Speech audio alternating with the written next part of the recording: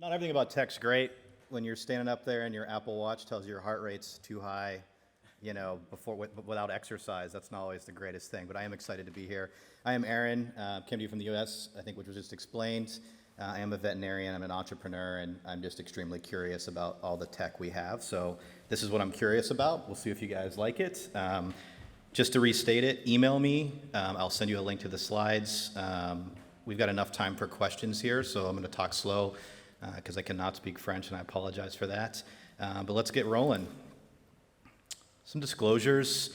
We're going to talk about digital cytology today. I'm the former co-CEO and founder of Lacuna Diagnostics, which was acquired by Heska, you guys know as Skill. So I wanted to make sure I disclosed that, and I am currently the managing director of telehealth at a company called VetSource, which is not an international company, but we are a platform that enables the customization and the processes to strengthen relationship with veterinary customers. Our customers being veterinary hospitals, our customers being pet parents, and also manufacturers, such as some of our sponsors today.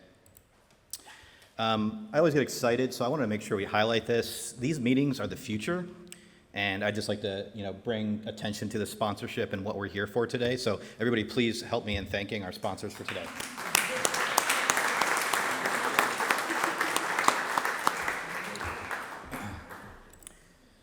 So why innovation?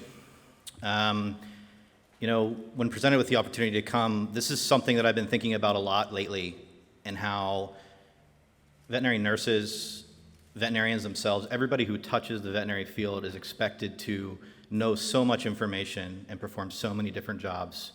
And when looking at the literature, I think this piece of literature from 2011 is very important to us in that the doubling of medical information is growing exponentially.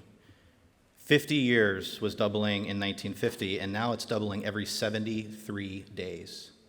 And as someone who just graduated veterinary school 3-4 years ago, this is no easy task, as we all know. So I think innovation is one of the answers to solving this problem.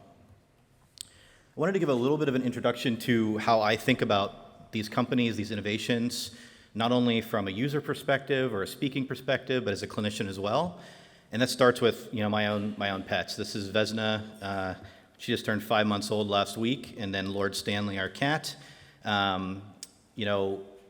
We start with thinking about, and I think clinicians do this the same way, we start with thinking about our own pets as the patient. But we really need to think globally about innovation. It just can't be cool. It just can't be fast. It has to bring all the stakeholders of the veterinary team into the equation. And to me, that is these three stakeholders: the pet, the patient, the parent, and the veterinary team. Now, I cut out some slides because Claude took my thunder yesterday with design thinking, so I gave Royal Canin the shout out here. But the reality is that this is very real. This design thinking opportunity is very real, and I encourage all of you interested and curious about innovation to look into this more if you haven't heard of it.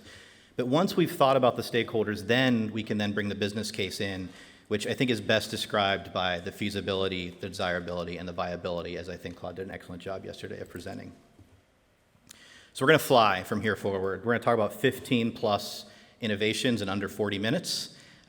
Please hold the questions to the end. There will be plenty of time for questions, but that way we can address them and if the language barrier is a problem.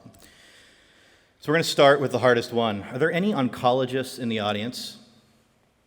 That's good. Okay. I've learned that lesson the hard way.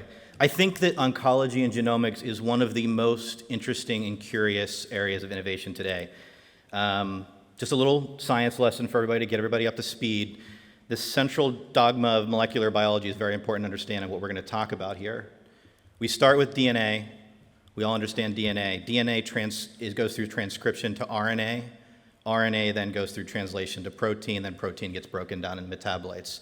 If we start with that central idea and we think about what a gene is a piece of DNA, right? It is just a small piece that codes for one thing or one specific thing.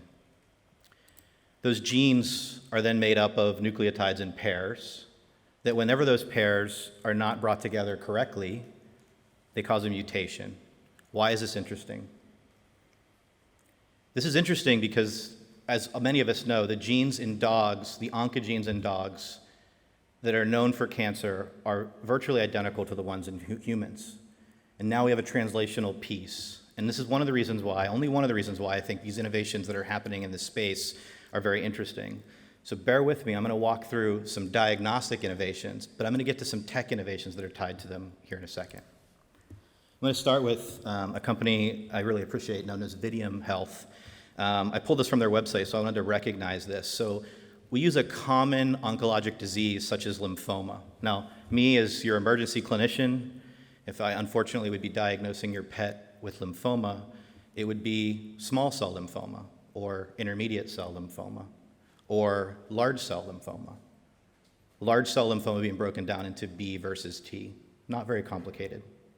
But the reality of it is that genomics and diving into the mutations of these genes is allowing us to further characterize these oncogenes, which is very important and I think very interesting innovation. So for instance, if you look at DAISY here, lymphoma is no longer small, intermediate, or large cell lymphoma. It is mutations in the TRAF3 gene or the PTEN gene. You know, in the US, the correlation to this I always talk about is we used to just order a cup of coffee and now you order a, venti caramel macchiato with 2 pumps of vanilla, right? This way, that analogy applies to this as well, is that we are diving deeper into more precise diagnostic pictures, which allows innovation to move forward. So this space is crowded compared to 2 years ago. Vidium, just one example. There's also Volition, PhytoCure, PetDx, and I'm sure I'm missing some. So I'm representing all of them, not one specific company. But why is this space so interesting? I think it comes down to two things. One, liquid biopsy. Can I just get a quick idea of who's heard of liquid biopsy? Okay. Liquid biopsy is extremely interesting because it is a screening test for cancer. Just like when your pet comes in at 6 or 7 years old and gets blood work taken to check our renal values, our kidney values, or our liver values, there's now this idea of liquid biopsy. Can we detect cancer in a blood test? Now, are we there yet? We're getting there. And if you look at these companies that I just mentioned, you'll see that. There's a ton of pros and a ton of cons, but I just wanted to highlight one pro and one con that I think are important. The pros are early detection of cancer. The earlier we detect disease through genomics and liquid biopsy, obviously that's never a worse outcome. I can't think of one anyway. The cons, this can be questionable with sick pets. There's things above my level of speaking to you today on severe inflammation and pancreatitis and sick pets having a miss positive on this test, so it's only for healthy screening. So I think this is one area of innovation that's really interesting and why.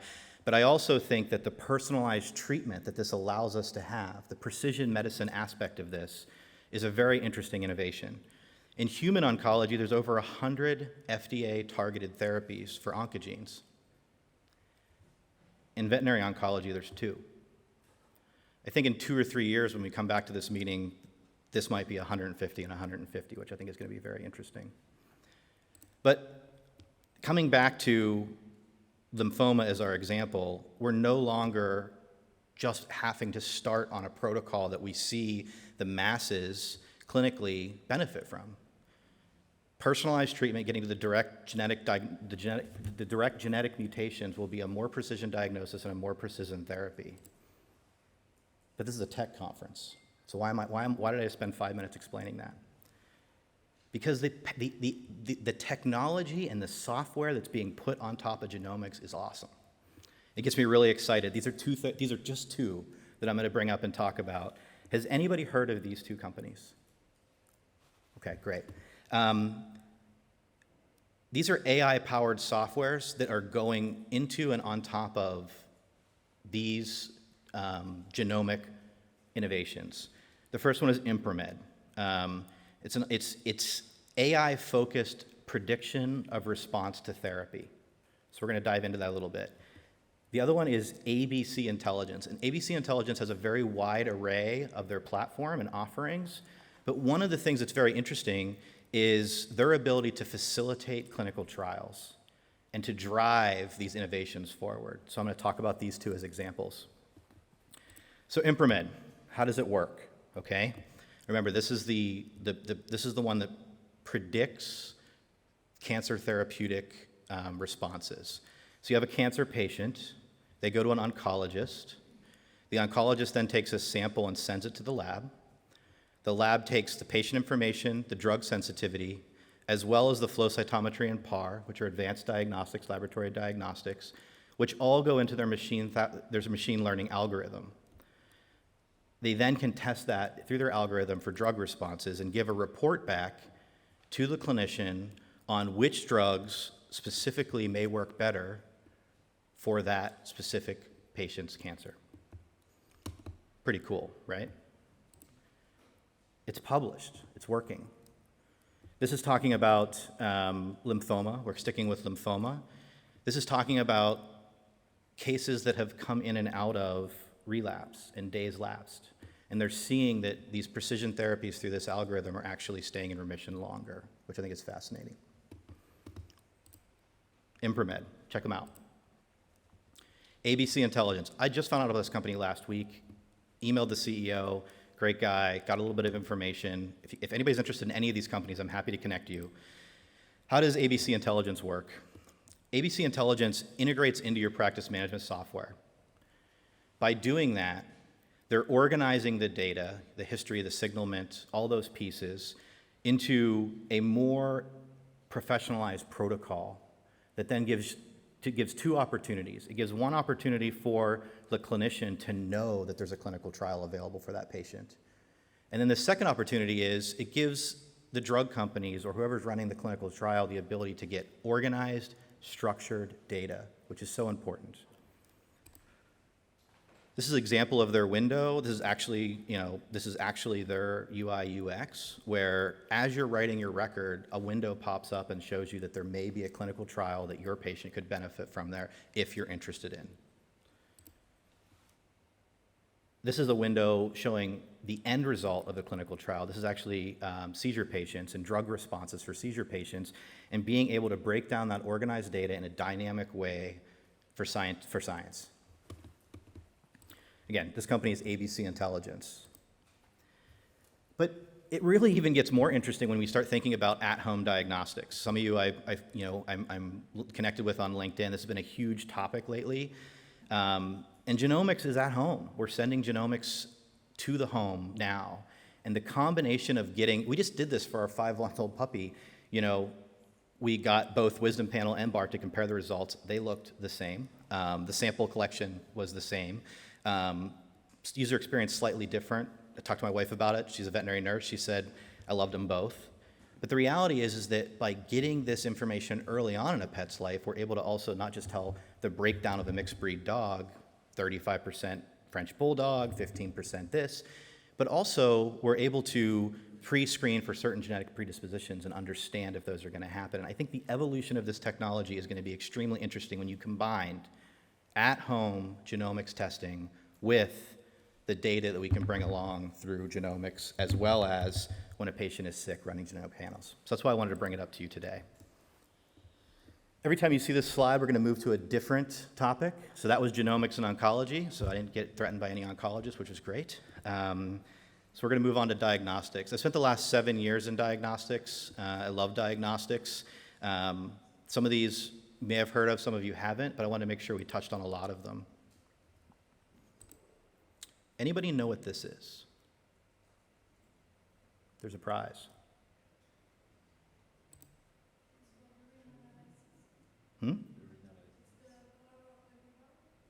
I couldn't hear you. It's not the color, but that's part of it. It's a tasting wheel. Wow, have we come a long way in innovating diagnostics, right? I think that one of the interesting things that's going on in innovation in diagnostics and the technology in diagnostics is we're bringing reference lab things into the hospital, into point of care. Urine is one of them. The tasting wheel, and we're not going to talk about these a whole lot, has really evolved. I mean, we all know about dip strips, and we all know about Petnostics. I don't know if you guys are familiar with this company. Just a way to use your phone to read out those strips.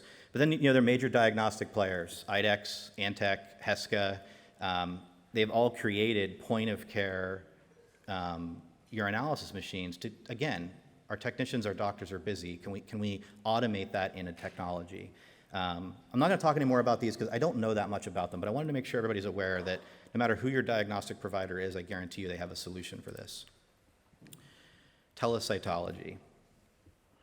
So I wasn't going to talk about this, but I think I'm going to. So this is the company that we built. We were the first movers in this space, and I know the most about this, so I wanted to bring this to light for you to make sure that we talk about this appropriately. This is just getting launched in Europe.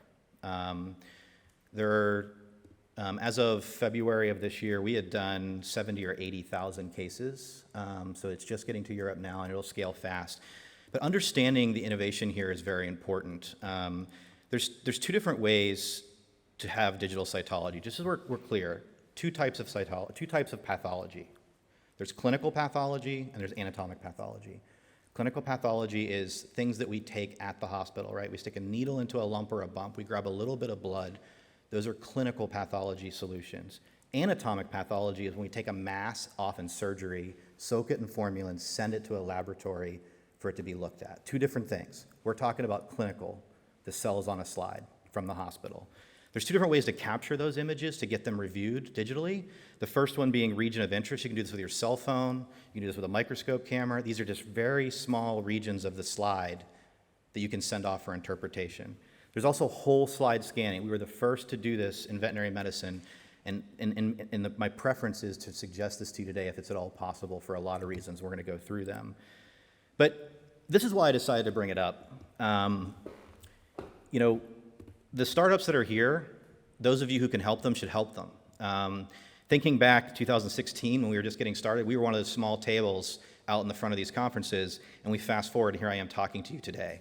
So in that period, we've watched IDEXX and Antech and Zoetis have our idea and launch it. We joined Heska, which you guys know as Skill. Our company was acquired in February of last year. But I just want to shout out to the startups for being brave and encourage all of you to help them if you can. But this is what whole slide scanning looks like. I assume not many people have seen this. But we are taking our fine needle aspirate from the hospital, digitizing it in a scanner, and allowing the pathologist to zoom in on the slides and navigate them just as if it was on a microscope in front of them.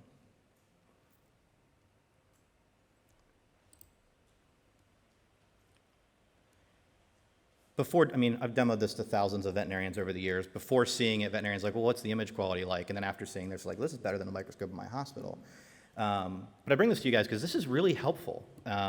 Being able to solve a clinical case through digital cytology, there's a lot of things that we use digital cytology for. Limiting differentials, diagnosis, pre-surgical planning, all of those things. So I wanted to make sure you guys saw what whole slide scanning is. And my piece of advice to you is when you're thinking about it for your hospital or you're advising the hospital on it, is have them look at the images and talk about the image quality.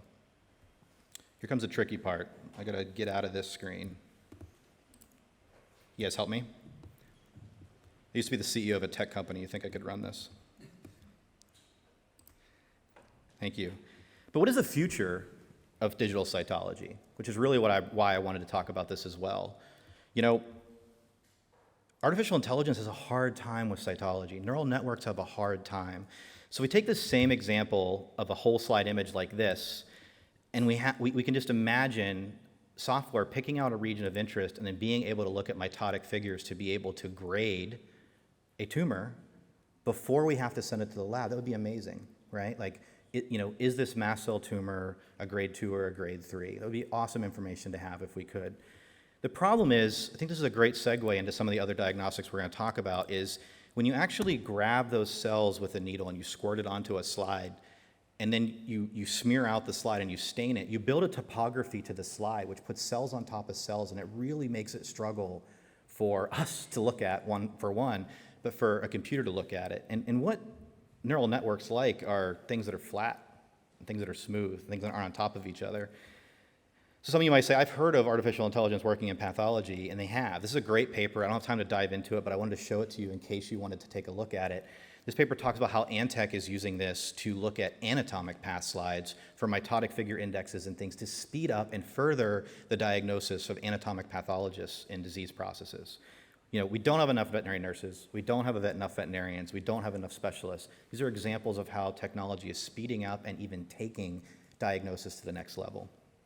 I think this is cool, just real quick. The mitotic figure is blurry, but these are, when cells are growing rapidly, for those of you who don't know, and they're not growing correctly because they're in a neoplasia setting, mitotic figures can pop up. This is the algorithm learning what mitotic figures look like, which I think is awesome. And then this is it at a future state picking it out. So I just think that's great. But other things, radiology, artificial intelligence is helping us in the radiology world. I've talked to clinicians who are using this. I've been able to co-present with SignalPet, so I stole their slides to show you today. There's other companies out there. I just am not aware of them. I just know they exist. But what I love is the analogy that SignalPet gives to artificial intelligence in today's clinical setting. I don't think it's better said anywhere. They talk about self-driving cars, and they say there's still someone in the driver's seat driving the car. The computer's just helping you drive the car. So in the number of meetings I've been in and discussed artificial intelligence from a corporate level the whole way to a veterinary student level, some people are scared that artificial intelligence is going to take our clinical ability away, and that is not the case. And I want to be here to say that to you. I'll have a conversation with you. You're still going to be in the driver's seat as a clinician. It's just artificial intelligence is going to help us get there. The user experience for SignalPet, they talk about having a second set of eyes on the case. So you take your x-rays, your radiographs. The program then looks for abnormals and gives you a confidence interval of how sure they are something's abnormal. So in vet school, everybody's had that experience in university where you've got that obvious broken leg and you miss the stones in the bladder, right? This is there to help you find the stones in the bladder, which is still very important. It's not as urgent, but still very important to the case. So you take your x-rays, in a matter of minutes you have this report back from the artificial intelligence, and then you'll be able to move on with your clinical reasoning. But I promise some crazy stuff too. Like, what does the future of imaging look like? It looks like this. This is volume rendered cardiac CT. I was in vet school with this. I had to email them and ask them again about it, right? Like, medical knowledge doubling is a real thing. This is great for a lot of reasons. Let me keep it playing for you. This type of imaging really allows you to get a 3D rendered, no echo involved, 3D rendered image of the cardiac vasculature with no bones in the way, with no shadows in the way. You get to see everything all at once. Very helpful for surgical planning and cardiac catheterization, and obviously a lot of us aren't doing that in our hospitals today. But it just allows for so much more to happen, and I think we will see the advancements of CT in a lot more practices in the next few years. This is an example of one of the things that helps plan for. That was a pulmonary hypertension case, possibly from pulmonary stenosis, and this is actually a procedure of them ballooning that procedure and stretching out that valve to kick away the pressure. So I wanted to give you that example of one of the things that would be used for. But just sticking on the CT topic, this is something that I think is awesome. Virtopsy, the combination of virtual and autopsy. So without having to do a post-mortem exam, City University of Hong Kong is one of the research institutions that's working on this, where post-mortem they do a CT of the animal and the algorithm can then lead you to a cause of death for that animal. Very important in the Chinese culture and other countries in Asia because post-mortem is not a part of their culture. But again, just another possibility of imaging technology in the future. And I want to simplify it a little bit too. We're still in the diagnostic space. I love this company, Affordable Pet Labs, okay? Someone should do this in Europe. So Rory and his team are unpackaging diagnostics from the veterinary hospital.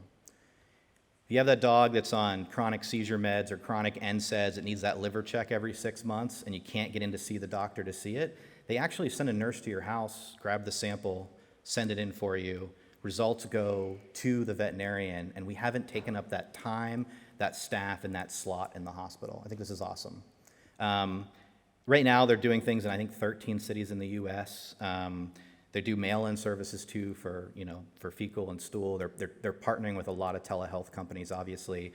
But their future vision is to see centers for imaging and diagnostics that are unpackaged from the hospital, and you just refer there, just like we have in human medicine. So I wanted to share this with you as well. Practice management software. We're getting to the end, so we're going to have lots of time for questions. I've had many of conversations with you guys this last couple of days about practice management software, so I think many of you know how I feel. I think that practice management software is limiting the innovation in our space, and that's unfortunate. I understand why it's happening, but it's unfortunate. But I think that there's some aspects of the future of practice management software that's extremely interesting. The first one is Talkatoo. Everybody types. Vets type all day, every day, filling out endless reports. And for some reason, some people like to do their medical reports after hours. Ideally, they'd love to do them after every exam. But most of the time, reports end up like this. Then there's this guy. Also, vets like to abbreviate. A lot. But what if you didn't have to type? Enter Talkatoo. Dictation made simple for veterinarians. Talk, don't type. Like this. Rosie jumped out of a truck yesterday and her owner noticed that she was limping. Period. Whoa, that's cool. But can it do this? Laparoscopic cholecystoduodenostomy was performed under general anesthesia, pre-medicated with medetomidine, induced by propofol, and reversed by atipamezole. Period. That's impressive. And don't worry, it works with all your practice management software. Works on your PC and your Mac. Because of this, thousands of vets are adopting Talkatoo. With Talkatoo, vets are cutting their documentation time in half and are finally making it home on time. Why wouldn't you? Start your free trial today. If you have a tech company in vet med, you know that the integrations and APIs for practice management software are just so difficult. With Talkatoo, you literally just click inside any text box and dictate. Sean couldn't share the data with me for public, but he shared these 3 facts to show you. He's been doing pilots inside of large groups in the U.S., and it's showing that it's 3 times faster than typing. It's cutting down on documentation by 50%, and it's saving up to 15 hours per week per team. Now, this sounds like a simple innovation. I know there's other ones out there. I've used this. My company's used it. It works. It's trainable. And I encourage all of you in clinics to take a look at this. Speaking of practice management softwares, here's another. Instinct is an advanced digital treatment sheet built specifically for emergency and busy specialty centers. Designed and supported by a team of veterinary experts, Instinct transforms your workflow by offering helpful tools for high-quality patient care, including patient safety warning systems, Plums integration, and an automated charge capture to audit invoices in real time and avoid missing charges. Easily create an outpatient workup or inpatient treatment sheet in seconds using custom order groups with default frequencies and start times. Your team will appreciate the level of intuitiveness and convenience that simply can't be accomplished with paper treatment sheets. Start your shift by reviewing all completed vitals to see how your patients are progressing in the hospital and if any abnormalities need to be addressed. Connect Instinct to a large TV screen to easily see overdue and upcoming treatments at a glance. You can even filter by department or treatment tags, allowing teams to closely monitor their patients and track all treatments performed during their stay, even if it was performed by a different service. If an owner is concerned about the ongoing cost of hospitalization, our unique predictive billing feature calculates this amount for you. It checks your doses for you. It helps you build estimates. It's built by veterinarians for veterinarians. It has an open API to talk with other technology. This is the future of practice management software, solutions like Instinct. There's other ones. There's Rhapsody. There's a bunch out there. I learned about some here in Europe. But we don't have to stick with the old innovation. I know that change management is hard, and I get that, but I think it's important for everybody to see what the future looks like. Wanted me to share, there's 2 unique pieces ready for Europe. The treatment plan, the worksheet that allows you to have your in-hospital patients for surgery and things and where they are and what's going on with them, as well as the practice management software is ready for Europe as well. So I didn't know how much time we were going to have, so we're going to go through some crazy ones real quick, just some stuff that's coming. I get asked every conference, what is the craziest idea you would work on if you could just work on anything? Not the most viable or feasible, the crazy one. It'd be this. Has anybody seen magnetic slime? Yeah. There's talk of this being able to be put into the body to apply therapeutic pastrates to the gastric wall, to grab a hold of foreign bodies and navigate them out of the body. It's a company out of Asia that has created this. Will we see this? I don't know. But if money wasn't a thing and career wasn't a thing and I could work on this, I'd be a very happy guy.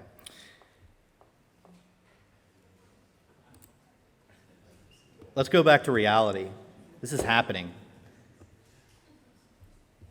When I say that there are dogs getting their mitral valves repaired inside of their hearts without stopping the heart from beating, that's innovative.